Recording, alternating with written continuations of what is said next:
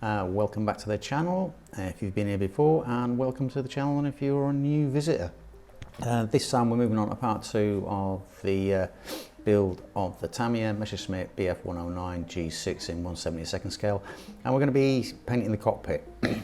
First thing we're going to be doing is getting down some primer.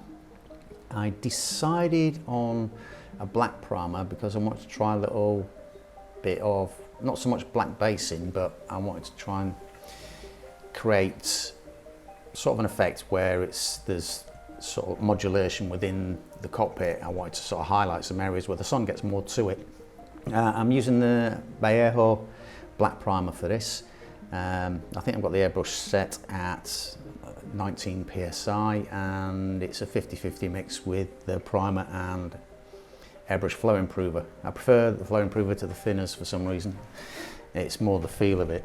But what I did was I gave this 2 sort of like light coats, the stuff that's in the actual cockpit components and the fuselage's halves, and then I also went over and did a final sort of wetter coat just to get a nice smooth coverage. Now this airbrush is the Gallery, probably the cheapest airbrush to do. It came as part of the GTS 06 compressor and airbrush kit, and it's working brilliantly.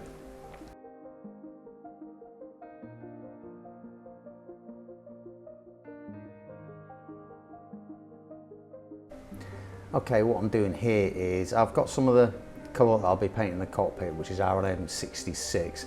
Added a drop of white to it to make it lighter, and it's in a mix of 20% paint with 80% flow improver, so that it's nice and really well thinned.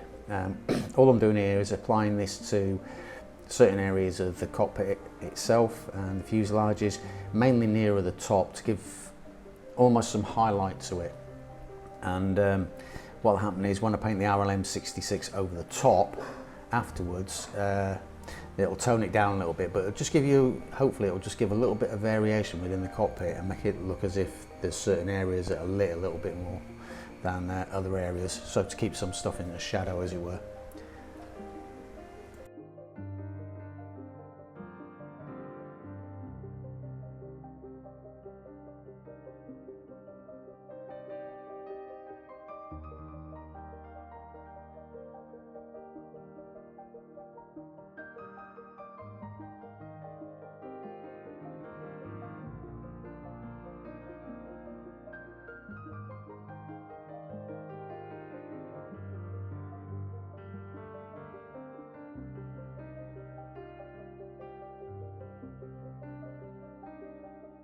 Now we move on to adding the main colour over the top of the highlights. The mix here was pretty much the same, 20% paint with 80% airbrush flow improver. I'm using this thin mix because what I don't want is like a complete coverage over the sort of highlighted layer that I put down below it. Don't know if this is an actual process, but for me it just seems a good idea that I've got slight variation in colour or in brightness of the main colour that I'm putting down over the top here at the moment.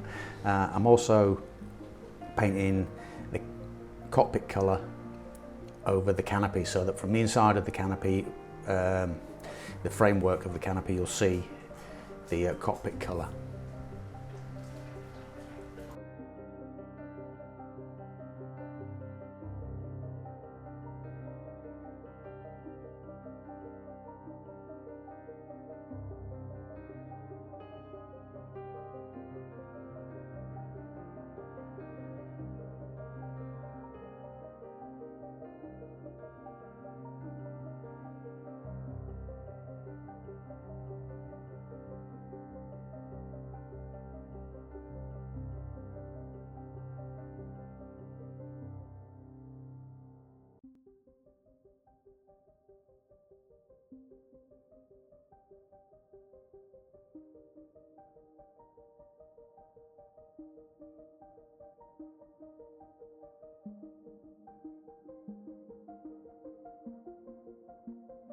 Right, now what we're doing is we're moving on to a bit of detail painting. As you can see from that hose, I painted that white first so that I could get the yellow on there a lot better. I'm not sure whether that's a hydraulic hose or fuel line, but it looks a lot better with a bit of white on there. I'm adding the blue on there and some little bits of silver. So this is just basically detail painting. You know, I looked at some reference photographs, I've watched some other videos, and I've looked at the instructions from Tamiya as well. So basically this is just a mishmash of all of those. And with it being 1/72 scale, it is not all that easy for an old man like me to sort of get the details done.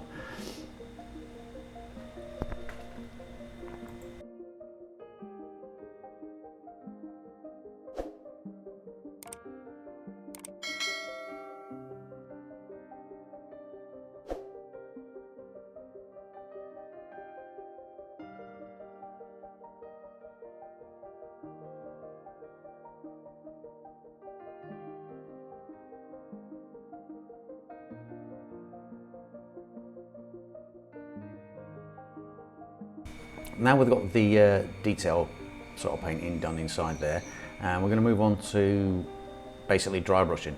And what I want to do is highlight the edges of instrument panels, seats, anything metallic really, to give a sort of slightly worn edge to it.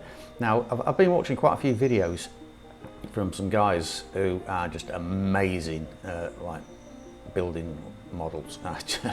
They're just beyond belief, some of them. And I'd love to be as good as them one day. And recently I've seen at least 2 or 3 of them using a white pastel pencil. Instead of like just using a dry brush, they're actually just going along with a white pastel pencil, and the effect is amazing. I've got a white charcoal pencil that I'm using here, just trying to see if it sort of works for me. And I did find it a little bit more accurate than trying to dry brush with just a brush and a bit of paint. So I think I'm going to try and get myself a set of pastel colours that have got like silver in and stuff like that, so I can try this effect again. I was really pleased with how it came out. So if anybody wants to give it a go, you just need a cheap white charcoal pencil, and just away you go.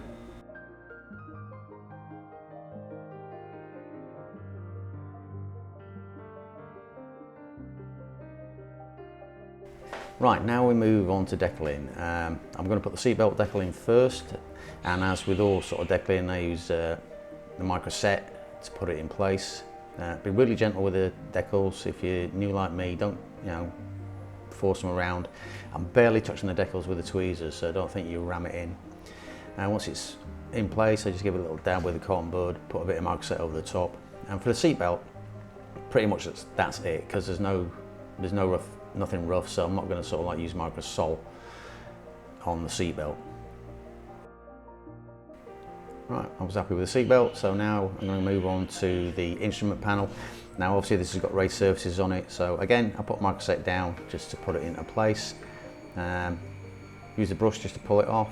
I mean, you can use anything, toothpick, brush, whatever you fancy to pull it off, but just remember to be very gentle with them. Just dab it slightly into place. Sorry about the head. Now I'm going to use micro sol because it's a raised surface. Instead of using micro set to bed it in, I'm going to use micro sol. So I just put a dab of that on. It just moves around a little bit. But as soon as it's back in place again, I'll just let micro sol start to do its stuff.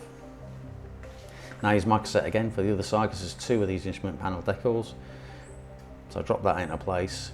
Just manoeuvre it where I want it with a cocktail stick, barely touching it. Dab it down with a cotton bud, and then use micro sol again just to bed it into place. And that's pretty much it. I mean, you let your micro sol dry now. Once it's in dry, you can bed it down a little bit with the cotton bud again, and then give it another coat of micro sol if it's not far enough in.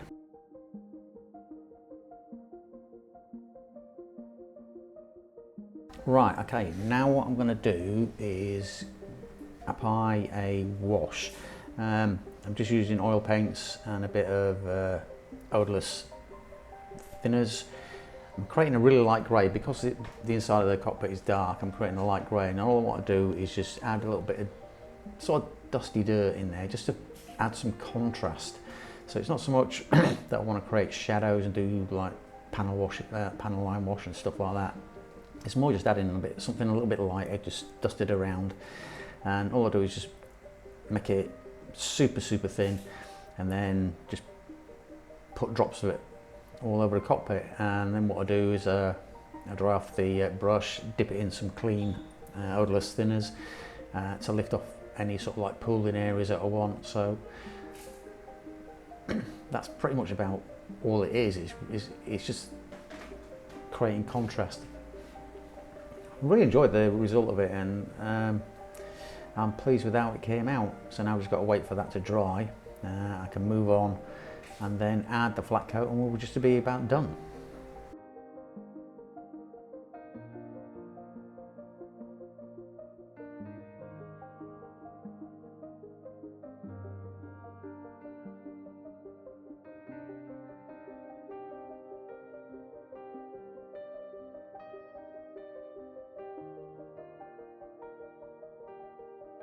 Right, this is basically just a photograph of the end of the painting of the cockpit, because all I had to do really was I just touched up some of the dry brushing I did with the pencil to add some more scratches and stuff around, so it looked really cool. I liked it when it was done.